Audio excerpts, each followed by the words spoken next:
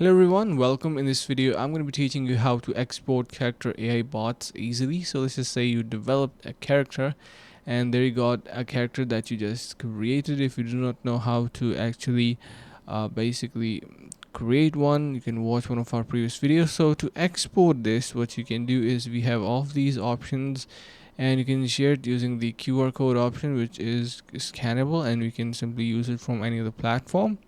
You can see we have the sharing option as well, or uh, you can simply share your account. So that's the only way to export your character. As now, if you want to run your character locally, that is something you need to do from your large language model section. You can do it.